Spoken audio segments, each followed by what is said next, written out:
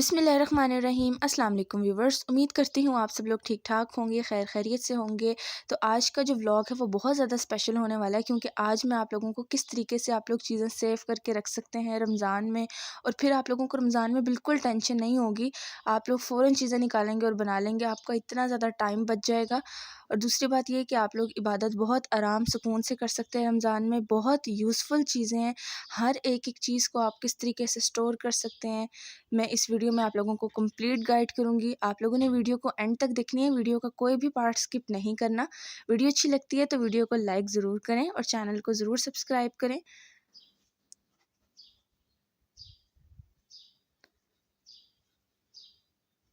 ये जो special mini vlog है ये एपिसोड 1 है। इंशाल्लाह ताला मैं आप लोगों के साथ एपिसोड 2 भी शेयर करूंगी। तो ये देखिए जी, सबसे पहले आप लोगों ने क्या करना है, यहाँ पे मेरे पास टमाटर है। आप लोग टमाटर को किस तरीके से स्टोर करके रख सकते हैं, आप लोग जैसे कि वीडियो में देख सकते हैं कि मैंने टमाटर को छोटे छोटे क्यूब्स में कट कर लिया है। सबसे पहले आप लोगों ने टमाटरों को अच्छे तरीके से धो के वॉश कर लेना है। उसके बाद आप लोगों ने इसको सेंटर से कट करके इसके छोटे छोटे क्यूब्स कर लेने। तो ये देखें, सारे टमाटर के मैं इसी तरीके से क्यूब्स कर लूँगी। उसके बाद बेसिकली हमने टमाटरों को ग्राइंड करना है। तो ये देखिए, ग्राइंड करने के बाद आप लोगों ने इसको आइस क्यूब्स में डाल के रख देना है। और अगले ही दिन जब इसके आइस क्यूब्स बन जाएंगे, आइस क्यूब्स लेके आप लोगों ने इस तरीके से जिपलॉक बैग में डाल देना है। किसी एयर टाइट कंटेनर में आप लोगों ने डालना है ताकि इसके अंदर बिल्कुल भी हवा ना लगे। तो ये देखिए, अब आप लोगों ने क्या करना है, जब भी आपको ज़रूरत होगी खाने में तो आप लोगों ने एक आइस क्यूब इस तरीके से निकाल लेना है। इसी तरीके से हम लोग लेमन जूस को भी फ्रीज़ कर लेंगे। ये टेक्निक बहुत ही यूज़फुल है, आप लोग इसको मेरे कहने पे ज़रूर ट्राई कीजिएगा। तो ये देखिए, लेमन के जो आइस क्यूब्स हैं वो भी मैंने इस तरीके से ज़िपलॉक बैग में डाल दिए हैं। तो ये देखिए, अब नेक्स्ट चीज़ जो होती है वो है, आप लोग फ़्रेंच फ्राइज़ को किस तरीके से स्टोर करके रख सकते हैं। फ़्रेंच फ्राइज़ छोटों बड़ों को सबको बहुत पसंद होते हैं, लेकिन बाज़ लोगों को इसका सही मेथड नहीं पता होता कि आप लोग फ़्रेंच फ्राइज़ को किस तरीके से फ्रीज़ कर सकते हैं। तो ये देखिए, मैं आप लोगों को कंप्लीट गाइड करूँगी। सबसे पहले आप लोगों ने आलूओं को अच्छे तरीके से धो के इसका छिलका उतार लेना है। उसके बाद आप लोगों ने आलू को इस तरीके से स्लाइस की फॉर्म में कट कर लेना है, जैसे कि आप लोग देख सकते हैं। उसके बाद आप लोगों ने इसको लंबाई में कट कर लेना है, जैसे कि फ्रेंच फ्राइज़ की यूजुअली शेप होती है। मैं आप लोगों को वो कंप्लीट मेथड बताऊंगी जिससे आपके आलू बिल्कुल काले नहीं होंगे। और जब भी आप फ्रीज़र से निकाल के इसको फ्राई करेंगे तो वो बिल्कुल ऐसे ही होंगे कि जिस तरह अभी अभी आप लोगों ने बना के तैयार किए हैं। तो ये देखिए, ये मैंने बिल्कुल फ़्रेंच फ्राइज़ की शेप में कट कर लिए हैं। अब इसे दोबारा धोने की ज़रूरत नहीं है, एक दफ़ा हम इसको बहुत अच्छे तरीके से धो चुके हैं। अब आप लोगों ने क्या करना है, जिससे आलू काले नहीं होंगे, इसकी फ्रेशनेस रहेगी। एक पैन ले लेना है, उसमें आप लोगों ने पानी ले लेना है, 1 टीस्पून नमक डाल देना है उसमें, 1 टेबलस्पून चीनी, और ये दोनों चीज़ें डालने के बाद अच्छे से मिक्स कर लें। अब इसमें आप लोग सिरका ऐड कर दें, सिरका 2 टेबलस्पून ऐड करेंगे। इससे क्या होगा कि आलू इतने फ्रेश रहेंगे, जब आप इसको फ्रीज़र से निकाल के जब भी फ्रीज़ करेंगे तो वो बहुत ज़्यादा फ्रेश रहेंगे। यही वो सीक्रेट है, आप लोगों ने इसको लाज़मी करना है। अब जब पानी अच्छे तरीके से गर्म हो जाए तो सारे फ्रेंच फ्राइज़ पानी में इस तरीके से डाल दें, और आप लोगों ने 3 से 4 मिनट तक इसको गर्म पानी में बॉयल कर लेना है। तकरीबन आप लोगों ने 40% इसको कुक करना है, कंप्लीट यहाँ पे आलूओं को नहीं बॉयल करना। इससे क्या होगा कि अगर आप लोग कंप्लीट आलू बॉयल कर देंगे तो जब आप लोग दोबारा फ्राई करेंगे तो वो इतने सॉफ्ट हो जाएंगे, सॉफ्ट होकर टूटने लग जाएंगे।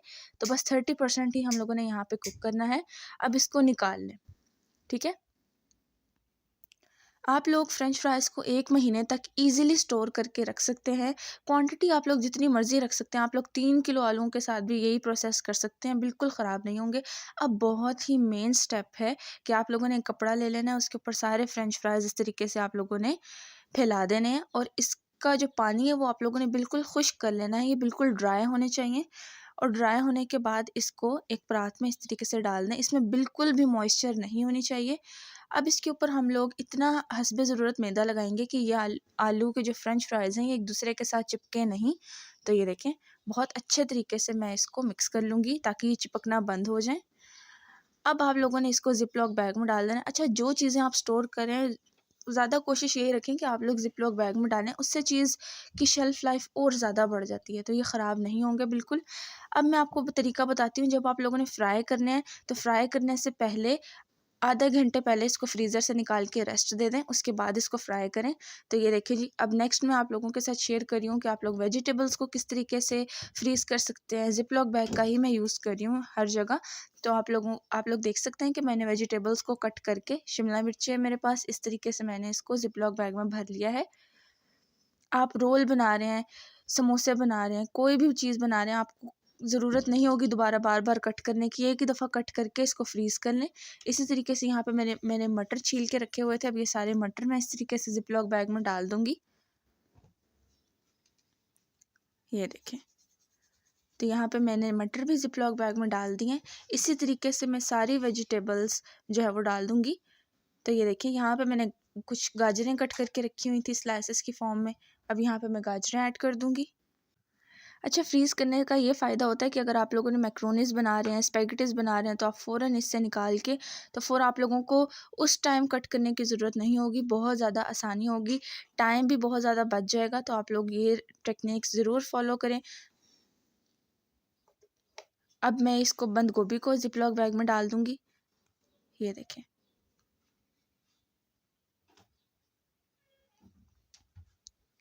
अब यहाँ पे मैं आप लोगों को जो चीज़ सेव करने का तरीका बताने जा रही हूँ, ये है बेसिकली, जब हम लोग फ्रूट चाट बनाते हैं तो हमें माल्टों की ज़रूरत होती है। तो आप लोग ऑरेंजेस को किस तरीके से स्टोर कर सकते हैं, सबसे पहले आप ऑरेंजेस लेके उसको अच्छे तरीके से धो लें।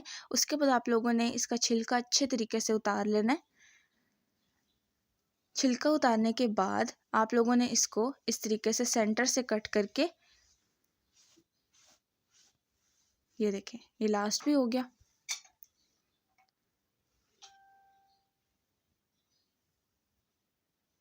आप लोग चाहें तो इसका जूस निकाल के भी रख सकते हैं, लेकिन जब जो कि हमें फ्रूट चाट में ज़रूरत होगी। लेकिन अगर आप लोग इंस्टेंट भी इस तरीके से करना चाहें तो कर सकते हैं। तो ये देखिए, सेंटर से कट करके, ये देखिए बहुत ही प्यारे हमारे ऑरेंजेस कट हुए हैं। अब इसको भी मैं ज़िप-लॉक बैग में डाल के फ्रीज़ कर लूँगी। जब भी मुझे फ्रूट चाट बनानी होगी तो मैं ये निकालूँगी और बहुत ज़्यादा आसानी होगी। आप लोग फ्रूट चाट में जूस के अलावा इसको कटिंग करके इसके छोटे-छोटे चंक्स भी ऐड कर सकते हैं फ्रूट चाट में, वो भी बहुत अच्छे लगेंगे। तो ये देखें, ये सारे इस तरीके से मैं ऑरेंजेस भी ज़िप-लॉक बैग में डाल के इसको फ्रीज़ कर लूँगी। तो ये देखिए, ये ऑरेंजेस भी हो गए।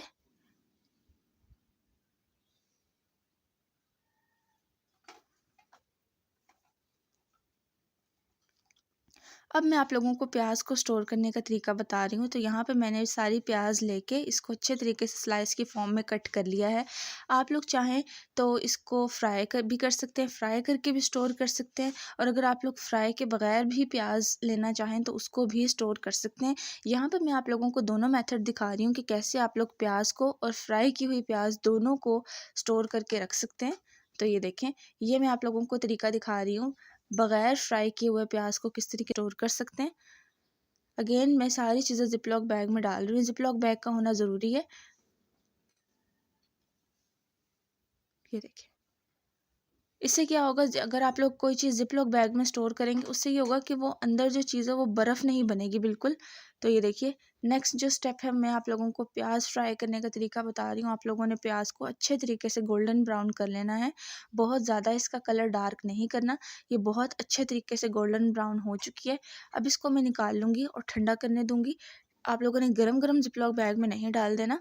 आप लोगों ने सबसे पहले इसको ठंडा करना है। ठंडा करने के बाद ये और ज़्यादा क्रिस्पी क्रंची हो जाएगा। तो जब ये बहुत क्रिस्पी हो जाए तब आप लोग इसको ज़िप-लॉक बैग में डाल दें। तो ये देखिए,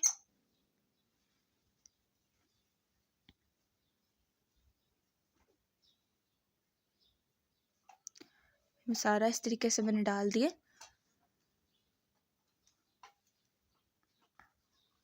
अब आप लोग इसको लॉक कर दें और इसको फ्रीज़ कर लें। इसकी शेल्फ़ लाइफ़ 3 से 4 महीने है। आप लोग इसको ईज़िली स्टोर करके रख सकते हैं। अब बहुत ही मेन स्टेप, अब हम लोग बनाते हैं लहसुन अदरक का पेस्ट। तो आप लोग देख सकते हैं, यहाँ पे मैंने लहसुन बहुत अच्छे तरीके से पील ऑफ कर लिया है और अदरक को भी बहुत अच्छे तरीके से छील लिया है। आप लोगों ने इसको ग्राइंड करने से पहले इसके छोटे-छोटे क्यूब्स कर लेने हैं, क्योंकि आप लोगों ने इसको साबुत ही ऐड नहीं कर देना, उससे आसानी नहीं होगी आपको ग्राइंड करने में। आप लोग इसको छोटे-छोटे क्यूब्स करके तो इसको आप लोग ग्राइंडर जार में डाल सकते हैं। उसके बाद आप लोगों ने क्या करना है, एकदम इसको ग्राइंडर नहीं चला देना, थोड़ा थोड़ा पानी डालने के बाद। तो गाइज़ यहाँ पे मेरे पास आधा कप पानी है और आधा कप ही ऑयल है। इससे क्या होगा कि इसकी फ्रेशनेस बिल्कुल वैसी ही रहेगी। ये एक टिप है, आप लोग इसको यूज़ करके देखें। ये जो लहसुन अदरक काला हो जाता है, ये बिल्कुल भी इस तरह नहीं होगा, इसकी फ्रेशनेस बिल्कुल वैसे ही रहेगी। तो ये देखें, इसको अच्छे तरीके से ग्राइंड कर लें, एक स्मूथ सा आप लोग पेस्ट बना लें। तो ये देखें, बहुत अच्छा सा स्मूथ सा पेस्ट बन गया, ये देखें। ठीक है, अब सारा बिल्कुल मैं इसी तरीके से कर लूँगी। अब आप लोग इसको स्टोर करने का तरीका देखें। आप लोग एक एयर टाइट जार ले लें, ठीक है, इसके अंदर आप लोग इसको स्टोर करें। इसमें बिल्कुल भी पानी नहीं होना चाहिए, आप लोगों ने इसका ख्याल रखना है, क्योंकि अगर पानी होगा तो ये ख़राब हो जाएगा, इससे स्मेल आनी स्टार्ट हो जाएगी। तो आप लोगों ने बिल्कुल इसको धो के खुश्क कर लेना है। आप लोगों ने इसको ड्राई जार में डाल के फिर ऊपर से इसका ढकना लगा देना है और ये बिल्कुल रेडी है। आप लोग इसको 3 से 4 महीने इजीली यूज़ कर सकते हैं। ये बिल्कुल ख़राब नहीं होगा, इसका कलर भी ऐसा ही रहेगा, इसमें से स्मेल भी नहीं आएगी और इसका टेस्ट भी एज़ इट इज़ ऐसा ही रहेगा। तो ये एक टिप थी ऑयल वाली, इसको ज़रूर ट्राई कीजिएगा।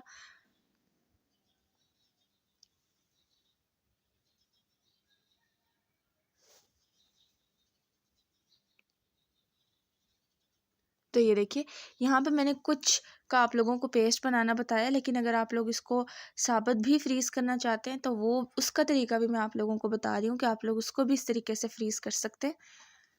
अब यहाँ पे मैंने कुछ चने बॉईल करके रखे हुए थे, क्योंकि जब हम लोग चाट बनाते हैं, चना चाट, तो उसमें चने पहले से ही बॉईल किए होंगे, प्याज पहले से ही कट किया होगा, तो हमें बहुत आसानी होगी। बिल्कुल विदिन 5 मिनट्स हमारी चना चाट बन के तैयार हो जाएगी।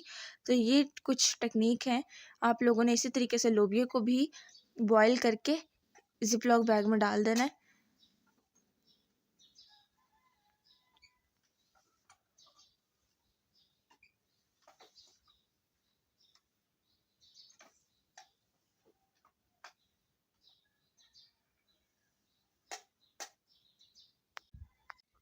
रमज़ान एक ऐसा महीना है कि इसमें हमें ज़्यादा से ज़्यादा चाहिए कि हम लोग इबादत करें, लेकिन घर के काम-काज की वजह से हम लोग बहुत ज़्यादा टाइम हमारा इन चीज़ों में लग जाता है। तो अगर आप लोगों को जो मैंने ये टेक्नीक बताई है, आप लोग इसको फ़ॉलो करेंगे, तो आप लोगों का काफ़ी हद तक 80% टाइम बच जाएगा।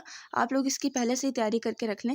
तो ये देखिए, यहाँ पे मेरे पास खड़े मसाले हैं, अब इसका मैं गरम मसाला बनाने लगी हूँ। तो ये देखिए, जितने भी आप लोगों को खड़े मसाले की ज़रूरत होती है, ये सारे मैं इसको इस तरीके से ग्राइंडर में डाल दूँगी। यहाँ पे मेरे पास काली मिर्चें हैं, बादियान का फूल है, करी पत्ते हैं, दालचीनी है, लौंग है। तो जितनी चीज़ें हमें चाहिए होती हैं गरम मसाले के लिए, वो सारी मैं इस तरीके से पीस के इसका एक पाउडर बना लूँगी। तो आप लोग देख सकते हैं।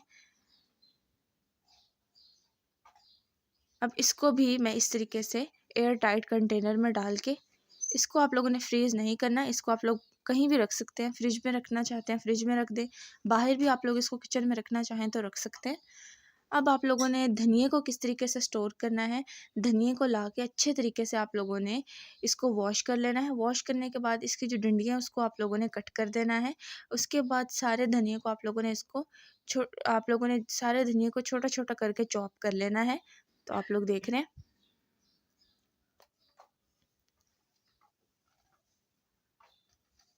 धनिया फ्रीज़ करने के बाद भी बिल्कुल भी मुरझाएगा नहीं। आप लोगों ने क्या करना है, कोशिश करनी है कि सारी चीज़ों को एयर टाइट जो है ना वो चीज़ों में डालें। उससे क्या होता है कि उसके अंदर एयर नहीं जाती, जिसकी वजह से वो बिल्कुल ऐसे ही फ्रेश रहती है। अब आप लोगों ने धनिया डालने के बाद ऊपर से एक रुमाल इस तरीके से रख देना है। इससे क्या होगा कि इसके अंदर जो मॉइस्चर है वो बरकरार रहेगी और ये बिल्कुल भी इसकी शेप ख़राब नहीं होगी। तो ये देखिए, 2 तरीके हैं, एक उस तरीके से आप चॉप करके डाल दें और दूसरा तरीका ये है कि आप लोग इस तरीके से रुमाल में डाल के, इसको ज़िप-लॉक बैग में डाल के, तो इस तरीके से आप स्टोर कर सकते हैं। जैसा तरीका आपको पसंद है वैसे करें। तो ये देखिए, यहाँ पे मेरे पास कुछ स्वीट कॉर्न्स हैं, छल्ली के दाने, इनको भी मैंने बहुत अच्छे तरीके से बॉयल करके, तो मैं इनको भी अच्छे तरीके से स्टोर कर लूँगी। तो ये देखें।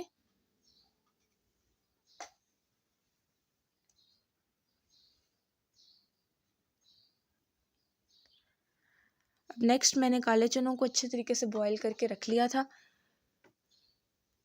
काले चनों को भी मैं इसी तरीके से ज़िप-लॉक बैग में डाल दूँगी।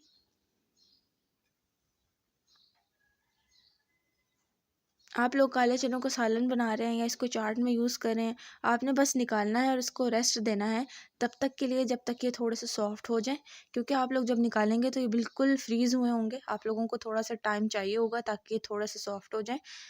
आप लोग इसको पानी में भिगो दीजिएगा ताकि ये थोड़े से सॉफ्ट हों और फिर आप लोग इसको अपने काम में यूज़ कर सकते हैं, जैसे भी आप इसको यूज़ करना चाहते हैं। तो ये देखिए सारे मैंने चीज़ें इस तरीके से बॉईल करके और इसको ज़िप-लॉक बैग में डाल दिए।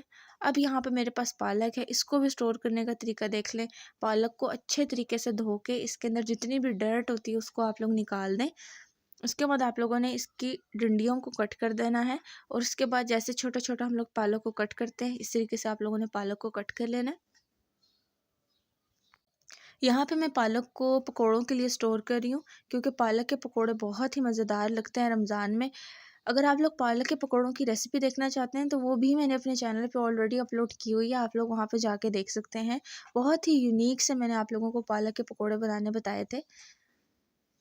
तो ये देखें सारी पालक को हम लोग इस तरीके से कट कर लेंगे।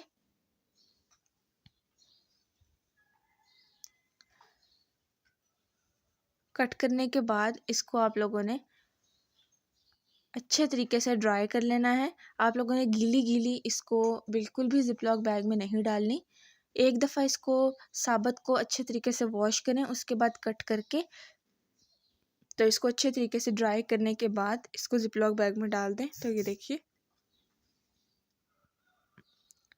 तो यहाँ पे मैं आप लोगों को लेमन जूस किस तरीके से हम स्टोर कर सकते हैं वो बनाना बता रही थी।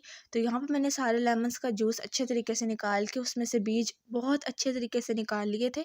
उसके बाद इसको मैं इस तरीके से आइस क्यूब ट्रे में डाल दूँगी। तो ये देखिए सारी ट्रे में मैंने इस तरीके से इसका जूस डाल दिया। अब आप लोगों ने इसको फ्रीज़ कर लेना है और फ्रीज़ करने के बाद इसको भी जिस तरह हम लोगों ने टमाटर को फ्रीज़ किया था, इसी तरीके से इसके भी क्यूब्स आप लोग ज़िप-लॉक बैग में डाल के तो फ्रीज़ कर लें। तो ये रही मेरी आज की वीडियो। उम्मीद करती हूँ ये मेरा मिनी व्लॉग है। उम्मीद करती हूँ मेरी आज का व्लॉग आपको बहुत पसंद आया होगा। मैंने जितनी कोशिश कर सकती थी आपको बहुत अच्छी से अच्छी चीज़ बताने की कोशिश की है कि आप लोग किस तरीके से चीज़ों को स्टोर करके रख सकते हैं। चैनल पर नए हैं तो चैनल को ज़रूर सब्सक्राइब कर लीजिए ऐसी ही वीडियोज़ देखने के लिए। इंशाल्लाह ताला मिलूँगी मैं आप लोगों के साथ एक नई वीडियो में। तब तक के लिए अपना बहुत सारा ख़्याल रखिए और दुआओं में याद रखिए।